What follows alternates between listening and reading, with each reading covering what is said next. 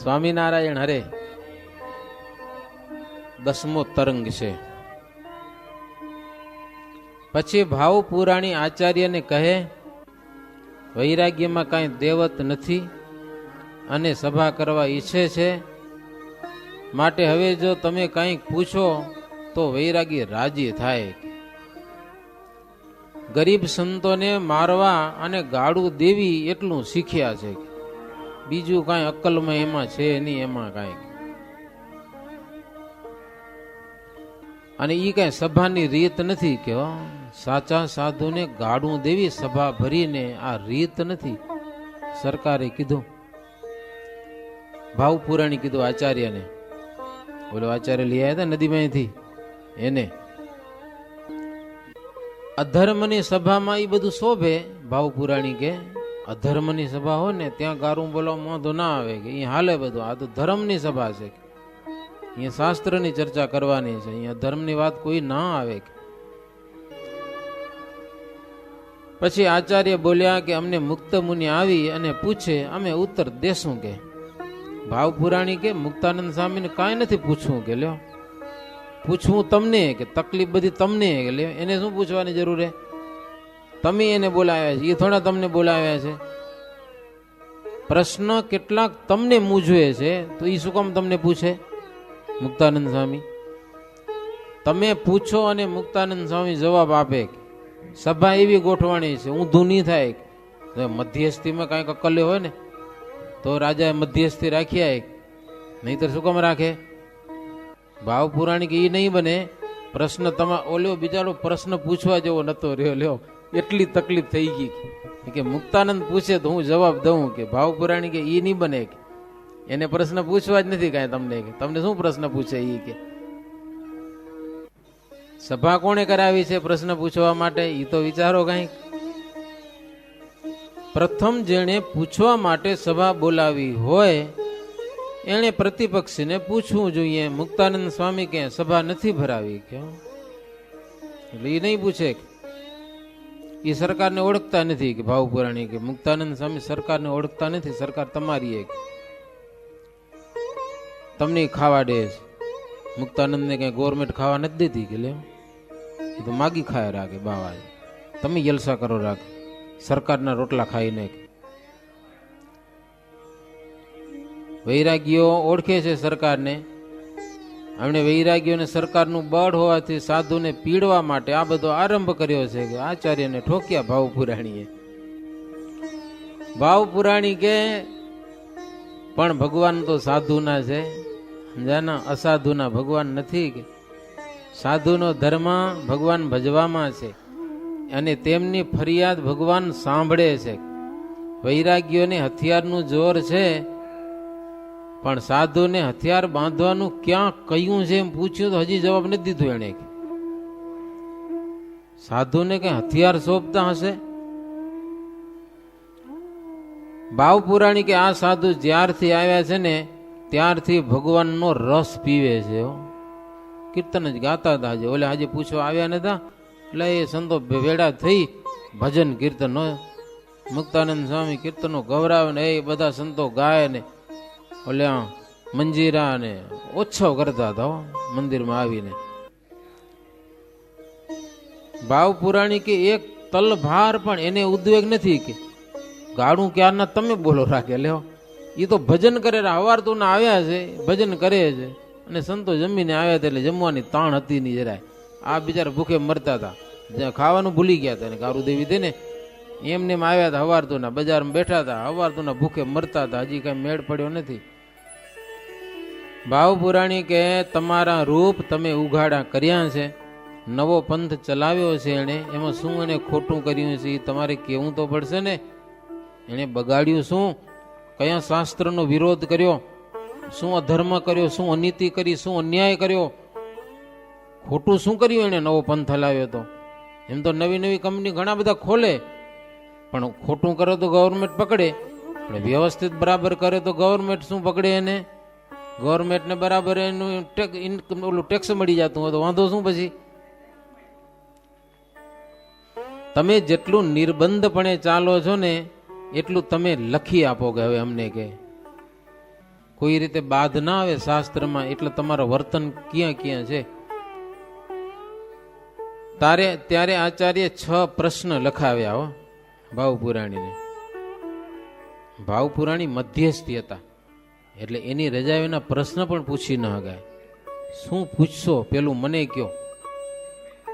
હા, પ્રશ્ન પૂછવા જેવા હોય તો પરવાનગી મળશે. સભાની કેવી રીત કેવી, પેલા ભાવપુરાણીને કેવું પડે કે તમે શું પૂછવાનો, જીતું તો નથી પૂછી નાખો ને, વિશ્વાસ તો છે નહીં તમારો. પેલા મને લખી દો તમે કેટલા પ્રશ્ન પૂછવાના છો. પેલા આચાર્ય 6 પ્રશ્ન લખી દીધા કે આ પ્રશ્ન પૂછવા છે. અને ભાવપુરાણી પ્રશ્ન વાંચ્યા, પ્રશ્નમાં કાંઈ માલ જ નતો. હાવ ગામઠી માણસો ન પૂછે ને એવા પ્રશ્ન લોકલ. ભાવપુરાણી કે આ કઈ પ્રશ્ન પૂછાય વિદ્વાનોની સભામાં, આ પૂછવાના પ્રશ્ન છે. ભાવપુરાણી આશ્ચર્ય પામી ગયા કે આવા પ્રશ્ન, આવડી સભા, આવડું તોફાન, આવા પ્રશ્ન પૂછવા માટે. ભાવપુરાણી વિચારે કર્યો કે આચાર્ય વિદ્વાન છે, પણ એની બુદ્ધિ અત્યારે મરી ગઈ લાગે છે કે નહીં, આવા પ્રશ્ન તૈયાર કરે નહીં. હા, કાંઈ મગજમાં ઠેકાણું રહ્યું નથી કાંઈ. હવે તો સમય પણ થઈ જવા આવ્યો, તો હવે બધો સમય વ્યતીત થઈ ગયો. સભાનો સમય હતો, શરૂ કરવાનો સમય હતો, એના બદલામાં સભા પૂરી કરવાનો સમય થઈ ગયો છે. હવે શું કરવું? સરકારના નિયમ તો કંઈક નિયમ પ્રમાણે હોય ને. 5 વાગી ગયા, હવે શું કરવું? ભાવપુરાણી વૈરાગ્યોને કહેવા લાગ્યા કે હવે સભા થઈ રહી, હવે અમે ઉઠીએ છીએ. કે તમને જોઈ લીધા, સંતોને મારવા માટે તમારું સભાનું તૂત રચ્યું હતું, એમને સામે હવે તમે એમને મારી તો જુઓ, તમારી ખબર પડે. લો, ભાવપુરાણી એની સામે થઈ ગયા. લ્યો, તમારો તૂત બધો ઓળખાઈ ગયો છે, હવે આ સાધુને કાંઈ કરો તમારી ખબર પડે કે. હવે લો, ભાવપુરાણી વૈરાગ્યોને કહી દીધું. અને હવે પછી આ સાધુ જે ગામમાં ફરે ત્યાં એનું સહેજ પણ જો નામ લેશો તો અમે જોઈ લેશું. હવે મુરગું છૂટું થયું. લ્યો, ગમે એ અમારા તાબાના ગામડામાં આ સાધુને ફરવાની છૂટ છે, જો નામ લીધું છે તો તમારી વાત છે. હવે વૈરાગ્યોને કીધું. પછી સરકારના ગવૈયા વિષ્ણુદાસ કરીને રાધા વલ્લભી હતા. રાધા વલ્લભી એ બોલ્યા કે મારે પ્રશ્ન પૂછવા છે. ભાવપુરાણી કે હવે ટાઈમે થઈ ગયો કે લ્યો, તમારા પ્રશ્ન બધા નિર્જીવ છે, કે હવે એવા પૂછવા મને તો બહુ કઈ લાગતું નથી. મુક્તાનંદ સ્વામી કે વાંધો નહીં, 5 મિનિટ ભલે મોડું થાય, પૂછવા દો ને. હવે સભાનો નિયમ જળવાઈ ગયા એમ. ભાવપુરાણી તો ના જ પાડી દીધી હો. પણ મુક્તાનંદ સ્વામી કે વાંધો નહીં, પૂછવા તો પૂછો, એની ઈચ્છા પૂરી કરી લે, અમને જેવા આવડશે એવા ઉત્તર આપશું. એટલે પછી ભાવપુરાણી કે તો પૂછો. અને પછી એને પ્રશ્ન પૂછ્યા. એક પ્રશ્ન તો એવો કર્યો, જો કે આમાં કેટલુંક વિસ્તારથી લખ્યું છે, પણ પ્રશ્ન એવો કર્યો કે તમે બીજા સાધુને કુવાડા જેવા કેમ કહ્યા? કે આ એને મનમાં દુખતું હતું બહુ. કુવાડા કેમ કીધા એમ? હવે હકીકતમાં કુવાડા જ હતા, ધર્મને તોડવામાં પાકા કુવાડા હતા. એ કોણ હતા બધા? એનો અમને ઉત્તર આપો. સ્વામિનારાયણના સંતોમાં તમે મુખ્ય છો. મુક્તાનંદ સ્વામીને કે તમારા સિવાય બીજા સાધુને તમે કુવાડા કેમ કીધા? મુક્તાનંદ સ્વામી કે કુવાડાની વાત તો એવી છે કે એક બાદશાહે એક લીટી દોરી અને કીધું કે આ લીટીને અડ્યા વિના તું નાની બનાવી દે તો તું બુદ્ધિશાળી ખરો.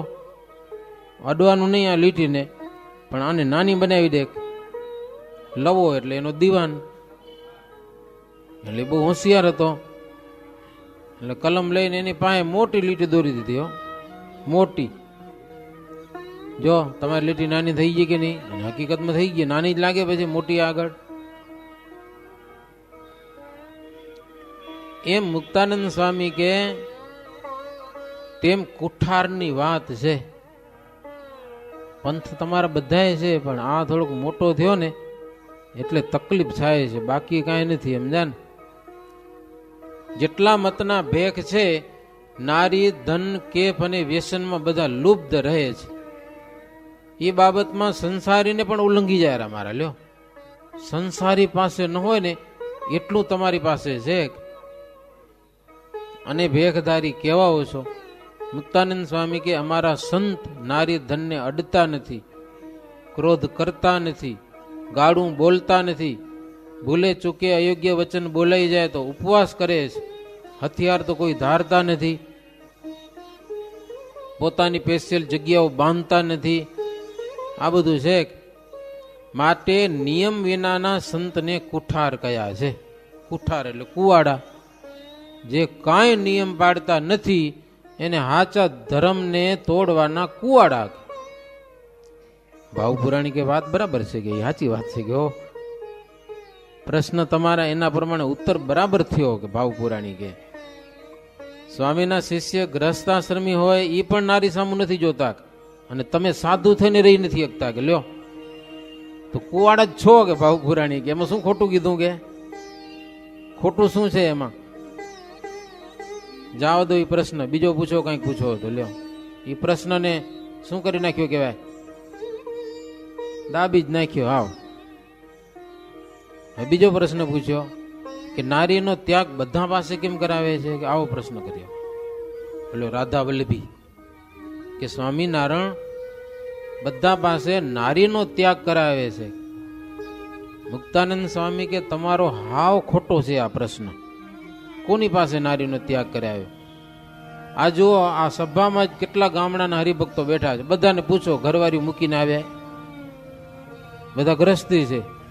કોને નારીનો ત્યાગ કરાયો? કોણ કહે છે તમને નારીનો ત્યાગ કરાયો? સ્વામિનારાયણ કે લ્યો આ બધા જો અમીન પાટીદાર હરિભગત બેઠા છે, પૂછો એને જ પૂછો કેટલાય નારીનો ત્યાગ કર્યો છે. ભાવ પુરાણી કે એ વાત તો અમે જાણીએ છીએ, કોઈ નારીનો ત્યાગ કરતા નથી. બધા ઘરબારી ઘણા બધા સ્વામિનારાયણના શિષ્યો છે કે માટે પ્રશ્ન જૂઠો છે, હાવ ખોટો. બીજો પૂછો, બીજો પૂછો. એ પ્રશ્ન ખોટો. પછી ત્રીજો પૂછ્યો કે તુલસી સમાન કોઈ પવિત્ર નથી કે છોડવો એ સ્વામિનારાયણને પગે ચઢાવવામાં આવે છે એનું કેમ છે? મુક્તાનંદ સ્વામી કે કીધી ચડાવ્યા સ્વામિનારાયણે પોતાના ચરણમાં તુલસી. કયો અમે તો ક્યાંય દીઠું નથી એવું. પણ એવું કદાચ બનતું હશે. ઘણી વાર ભક્તો હારમાં પણ તુલસીના મંજર વગેરે ગૂંથી આવે છે. એમાંથી કોઈ પાંદડું ખરી પડ્યું હોય અને ચરણમાં પડ્યું હોય તો હોઈ શકે. બાકી સ્વામિનારાયણ પોતાને ચરણે તુલસી ચડાવવા નથી દેતા. હારમાંથી કેટલાક ફૂલ ખરે એમાં તુલસીના પાંદડા પણ ખરી પડતા હોય છે. ભાવ પુરાણી કે હારમાં તુલસી રહે એનો કોઈ બાધ નથી કે લ્યો. માટે એ પ્રશ્ન પણ ફેલ. બીજો પૂછો લે. હવે ક્યાં જાઓ? મહારાજને જો કે ભગવાન હતા તુલસી ચડાવી શકાય પણ એને દુખતું હતું મનમાં બહુ. એકવાર અંગ્રેજ સરકારને પ્રશ્ન પૂછ્યો કે સ્વામિનારાયણ છે એ પોતાને ચરણે તુલસી ચડાવે છે કે એના ભક્તો હાલો તુલસી શું કામ ચડાવે છે કે એ અમને વાંધો છે. એટલે સરકાર, ગવર્મેન્ટ સરકાર કે તુલસીનો છોડ એ તમારી નાતનો તો નથી ને, છે તમારી જાતનું હોય તો તમને તકલીફ થાય. હવે તુલસીના નાત વાળા કોઈક આવીને કહેશે તો અમે સાંભળશું એનું કે લે એ કે તમારી નાતનો થોડો એ છોડવો કે લ્યો. એટલે એને પાટીદારો હતા બધા. ખેડામાં પ્રશ્ન પૂછાણો હતો. આ ખેડામાં મહારાજને મળવા ગયા ત્યારે મહારાજ કે તમારી જાતનું તો નથી ને કે તમારી નાતનો થોડો હોય કે તુલસીનો છોડ એની નાત વાળા બોલશે તેથી અમે કઈ કરશું ન્યાય કે આમાં કઈ તમને શું તકલીફ છે કે લ્યો. ચોથો પ્રશ્ન પૂછ્યો પછી જેટલા બ્રાહ્મણો સ્વામિનારાયણના શિષ્ય છે એની પાસે દેવ સેવા તજાવી દીધી છે. એટલે આવો પ્રશ્ન કર્યો, દેવની સેવા તજાવી દીધી છે. મુક્તાનંદ સ્વામી કે અમારા હરિભક્તો કેટલાક વિપ્ર અહીંયા બેઠા છે બ્રાહ્મણો, તમે એના ઘરે જાઓ, ઘરે ઘરે જઈને તપાસ કરો કોઈએ દેવની સેવા તજી દીધી છે. ઉલટાની અમે તો સવારે ઉઠીને પૂજા કરવાનું કહીએ છીએ અને તમે પ્રશ્ન પૂછો છો કે પૂજા તજાવી દીધી. લે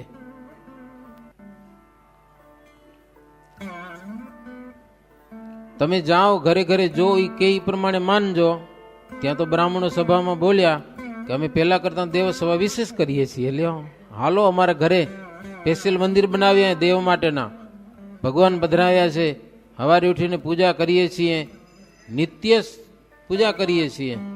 ભાવ પુરાણી કે એમાંય માલ નથી કે લ્યો ખોટા ખોટા શું કામ પ્રશ્ન પૂછો, હાચા પૂછો કઈક. સ્વામિનારાયણ શું તજાવ્યું એ કે?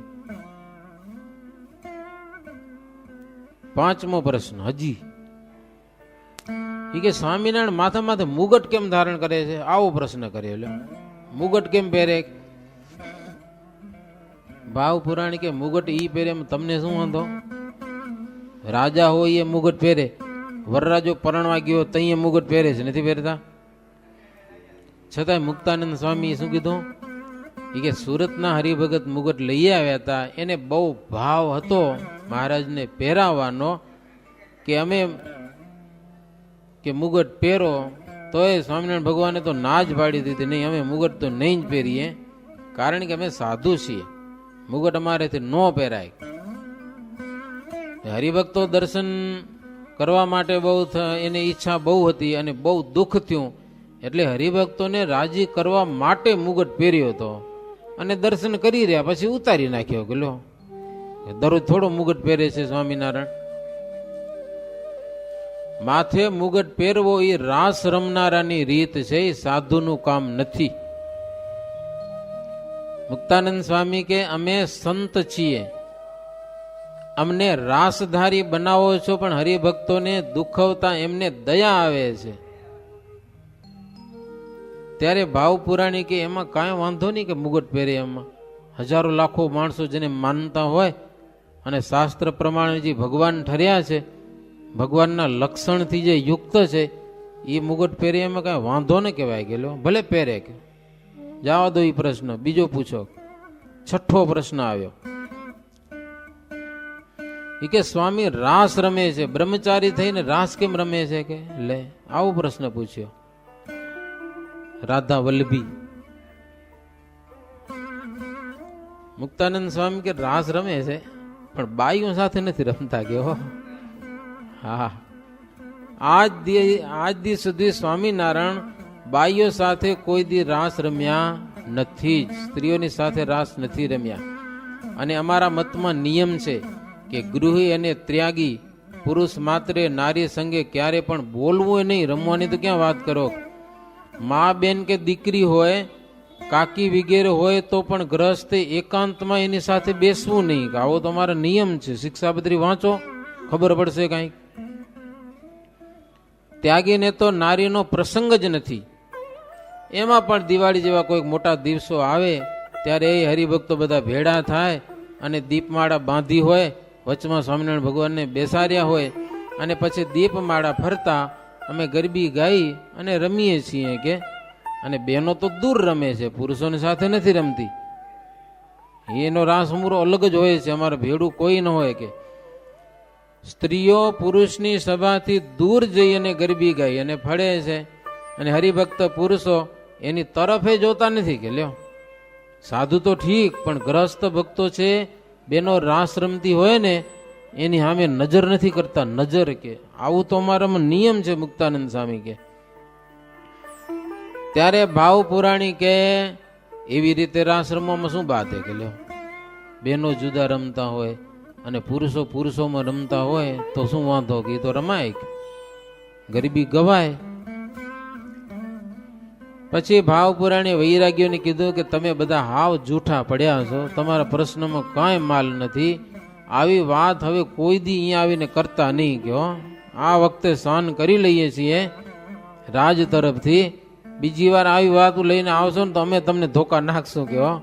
આખો દિવસ અમારો બગાડ્યો ભાવ પુરાણી કે. હા, વગર ફગરનો કાંઈ માલ નથી. ત્યાં સરકારની માતા ગયાબાઈ, ખબર ચકમો બંધાવીને ઉપર બેઠા હતા ઝરૂખામાં રાજ દરબારના, આ સાધુના દર્શન કરવા માટે.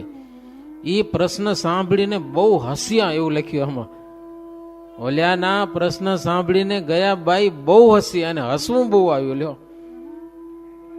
અને ભાવ પુરાણીને બોલાવીને કીધું કે આ ઉદ્ધવ મત છે ને એ જ મત સાચો છે, બાકી બધા જૂઠા મત છે. ઉદ્ધવ મતને અસત્ય કરવા માટે જ વૈરાગ્યોએ સભા ભરેલી છે. હવે સરકારને આ બધી વાતની ખબર પડી કે ગયાબાઈ કે ઉદ્ધવ મતના સંતો બધાથી શ્રેષ્ઠ છે. આ સંતોનું વર્તન ભગવાનને રીઝવવા માટે છે, પણ લોકને રીઝવવા માટે નથી. અને સદવર્તન હોય ત્યાં જ ભગવાન વસે છે, અસદ વર્તનમાં ભગવાન રહેતા નથી. અને ભગવાન હોય ત્યાં શું ન હોય ગયાબાઈ કે ભગવાન હોય ત્યાં શું ન હોય. માટે ગયાબાઈ ભાવપુરાણીને કીધું, આજ પછી જેટલા પ્રદેશમાં જેટલા ગામડામાં આપણું રાજ્ય છે એટલામાં આ સંતોને કોઈ પણ દુભવે નહીં, એની ખબર હવે તમારે રાખવાની. કે લ્યો, રાજમાતાએ કીધું આપણા જેટલા જેટલા ગામડા છે, ગાયકવાડી ગામડા, વડોદરાના તાબાના, એ ગામમાં આ સાધુને કોઈ પણ પ્રકારની તકલીફ ના થવી જોઈએ. એ જવાબદારી તમારી, ભાવપુરાણીને કીધું. એટલું કહી અને ગયાબાઈએ સંતોની પૂજા કરાવેલી છે. કેસર ચંદન ચર્ચાવી, ફૂલના હાર પહેરાવ્યા, દૂરથી પગે લાગી, મેનામાં બેસી અને રાજમાતા ચાલ્યા ગયા ત્યાંથી. બીજો મેનો મુક્તાનંદ સ્વામીને માટે બેસવા માટે ગયાબાઈએ મોકલ્યો કે મુક્તાનંદ સ્વામીને આ મેનામાં બેસાડી અને એને ઉતારે મૂકી આવો. મુક્તાનંદ સ્વામી કે જો અમે ચાલીને આવ્યા છીએ અને અમે ચાલીને હજી પહોંચી જાશું, આ આચાર્ય છે ને એને બિહારો, એ બિચારો માંદો થઈ ગયો છે, એને મેનામાંથી બિહારો, અમે પગે જાશું. એટલે મેનામાંથી સ્વામી બેઠા ને આચાર્યને દઈ દીધો, ભલે બિચારો રાજી થતો. કે મુક્તાનંદ સ્વામી કે બેસે એમાં અમે રાજી છીએ, આચાર્ય મેનામાં બેસે અમે બહુ રાજી છીએ, ભલે બેસે. મુક્ત મુનિ પીછે ચલ દિયે, સંત હરિજન સંગ સબ રહે, કીર્તન બોલત આય જૈસે, ચલે તબ બોલત ભય તેસે. મુક્તાનંદ સ્વામી જેવી રીતે આવ્યા હતા ને કીર્તન ગાતા ગાતા, એવી રીતે એ સંતો અને ભક્તજનો સાથે પાછા ત્યાંથી વિદાય થયા ને કીર્તન ભજન કરતા કરતા. હો, પેલા કદાચ ભજન કરવું પડે, સભા જીતી છે, ભય હોય. હવે શું ભય હતો? હવે તો ભજન કરવાની કઈ જરૂર નથી હતી. કહે હવે તો ઉતારે જાઉં તું, ત્યાં જઈને પછી રોટલા ખાવાય, બીજું કાંઈ નતું. છતાં પણ સંતો છેટ ઉતારા સુધી હે ભજન કરતા કરતા, કીર્તનો ગાતા ગાતા ગયેલા છે. વૈરાગીઓ બજારમાં ઊભા હતા, એ બધા સામું જોઈ રહ્યા. હો, સાધુની સામે જોઈ રહ્યા, કાંઈ બોલી શક્યા નહીં. સભા ભરી, ઉલટાનું એને ફાયદો થયો. લ્યો, આપણું નુકસાન ગયું. બધા ગામડાઓમાં એને પરવાનગી મળી ગઈ. લ્યો, ઉલટાની ફરવાની. રાજમાતા કહી ગયા છે, હવે તો કાંઈ થાય નહીં, આપણે મર્યા પડે. હવે તો સભા આપણે કરી એનું અપમાન કરવા માટે, અને ઉલટાનો ફાયદો પાછો એને થયો. લ્યો, હવે નિર્ભય થઈ ગયા. આટલાથી ગામડામાં આપણે એને હેરાન કરતા હતા, હવે હેરાન નહીં કરી શકીએ. લ્યો, બિચાર સાનામાના જોઈ રહ્યા, કાંઈ બોલી શક્યા નહીં. લોકો બજારમાં દર્શન કરવા માટે ઊભા હતા. એ મુક્તાનંદ સ્વામીને કેટલાક લોકો હાર પહેરાવ્યા છે. મંદિરમાંથી પ્રથમ બહાર નીકળ્યા ત્યારે સરકાર છજા ઉપર ઊભા હતા. બાજુમાં સામે મેલ છે. દૂર ઊભા રહીને તેમણે સંતના દર્શન કરવા, દર્શન માંડવી સુધી પહોંચ્યા ને ત્યાં સુધી સરકારે ઉપરથી સંતોના દર્શન કર્યા. માંડવીથી આગળ સંત આવ્યા ત્યારે સરકારની એક કોઠી હતી, કોઠી, અને ત્યાં દાનની ચિઠ્ઠી ફાટતી. જેને દાન દેવું હોય ને ત્યાંથી ચિઠ્ઠી લખાય, પછી એનું જે હોય કોઠાર, એમાંથી અનાજ મળે. ત્યાં ફૂલના હારની 2 છાંબો ભરીને રાખેલી, તેમાંથી કોઠીવાળાએ સંતને ઊભા રાખીને એ બધા સંતોને ફૂલના હારો પહેરાવ્યા છે. અને બોલ્યા કે બધા વૈરાગ્યોને તમે સહજે જીતી લીધા હો, સહેજે. અને સભામાં તમે સાચા સંત ઠર્યા છો, અને તમારે સિવાય બીજા બધા પાખંડી ગણાયા છે. કે એટલે તમને અમે હાર પહેરાવીએ છીએ. અમે નક્કી નહોતું કર્યું હાર કોને પહેરાવા, જેની જીત થાય ને એને હાર પહેરાવાનો વિચાર હતો, પણ હવે તો તમારી જીત છે એટલે ભાવ ને પ્રેમથી તમને હાર પહેરાવીએ છીએ. તમારો દિગ્વિજય થયો. મુક્તાનંદ સ્વામીને ઓલા કોઠીવાળા કે તમને ખબર હશે કે નહીં હોય, પણ તમારો જ્યારે દિગ્વિજય થયો ને ત્યારે સરસ મજાના ચોઘડિયા વાગ્યા હતા, અને નોબત પણ વાગી હતી, તમારા વિજયની નોબત વાગેલી છે. અને વૈરાગ્યો બધા અંગ્રેજથી ડરી ગયા છે અને તેમને ગુનામાં બધાને લઈ લીધા છે. ભગવાને તમારી આજે રક્ષા કરી છે એમ કરીને કેટલાક વણિક મહાજનો પણ સંતોને પગે લાગ્યા છે. પછી સંતો ત્યાંથી જગ્યા ઉપર આવ્યા છે. એ હરિભક્તો સાકર વેચી રાજી થઈ ગયા ને, આપણું કામ થઈ ગયું ને. આટલા દિવસ તો સાધુની રક્ષા કરવી પડતી હતી, જ્યાં જાય ત્યાં વૈરાગ્યો માર મારતા હતા. હવે તકલીફ નહીં રહે કાંઈ. હરિભક્તો સાકર વેચાવી. સાંજનો સમય થઈ ગયો તો આરતી ધૂન વગેરે થઈ અને સવારમાં હરિભક્તો બધા પોતપોતાને ગામ ગયા છે. આવ્યા હતા ને બધા સાંભળીને. મનમાં સૌને નવો રંગ ચઢ્યો ને સભાની વાત બનેલી તેના પત્ર લખાવ્યા. હો હરિભક્તોએ. મુક્તાનંદ સ્વામી કાંઈ નતું કર્યું, હરિભક્તો જ પત્ર લખાવ્યા. અને વડતાલના જુસાજી તથા તખા અને વખતા પગી દર્શનને માટે આવ્યા હતા. એ પણ વડોદરામાં એક દિવસ રહ્યા અને બીજે દિવસે જુસાજી પત્ર લઈને ચાલ્યા. છેટ ગઢપુરમાં 5મે દિવસે પહોંચ્યા. મહારાજને પત્ર આપ્યો. શ્રીજી મહારાજ પત્ર વાંચીને રાજી થઈ ગયા, ખુશ થઈ ગયા. જુસાજીને 3 વાર તો બાથમાં ઘાલીને ભેટ્યા, પ્રસાદીનો રેંટો આપી દીધો કે આવો પત્ર તમે લઈ આવ્યા. અને મુખે પણ સભાના સમાચાર બધા કીધા. આ બધી વાત આવીને એ જુસાજી બધી સભામાં ત્યાં વાત કરી. આવી રીતે થયું. સભાની ખબર સાંભળીને ઉત્તમ રાજા તથા બીજા સંત હરિભક્તો શ્રીહરિ પાસે આવ્યા અને શ્રીહરિએ બધાને સભાની વાત કહી સંભળાવી. એટલે ઉત્તમ રાજા ને જીવા ખાચર કાકો ભત્રીજો બે ભેગા થયા. બે ભેગા થઈ થોડીક સાકર મંગાવી. સાકરના થાળ ભરીને શ્રીજી મહારાજ પાસે લઈ આવ્યા. શ્રીજી મહારાજ એમાંથી સાકર એક કણી જમ્યા, બાકી હાથ ફેરવીને દીધી. અને પત્ર લાવનારને તો 2-3 દોથા ભરીને સાકર દીધી. તેથી સાકરનો મહિમા હતો ભાઈ. સાકરની પ્રસાદી વેચાય એટલે મંગળ ગણાતું. અને લગ્નમાં ભૂતડા વેચાતા લ્યો. અને લાડો લાડી કંસાર ખાતા. હવે કોઈ ખાય છે કંસાર? સૌ વર્ણી સંત હરિભક્તોને પછી સાકર એ દોથે બધાને વેચાણી છે. અને કેટલીક સાકર વધીને એ રાજાને આપી દીધી. ઉત્તમ રાજાને આવો આનંદ થયો છે. આ બધી સભાની વાત સાંભળી ગઢપુરમાં પણ બધા મહારાજ સંતો ત્યાંના હરિભક્તો બધા ખુશ થયેલા છે. એવી રીતે 13મો તરંગ થયો. સહજાનંદ સ્વામી મહારાજની જય. શ્રીપતિમ શ્રીધરમ સર્વદેવેશ્વરમ ભક્તિધર્માત્મજમ વાસુદેવમ હરે માધવમ કેશવમ કામદમ કારણમ સ્વામિનારાયણમ નીલકંઠમ ભજે. સહજાનંદ સ્વામી મહારાજની જય.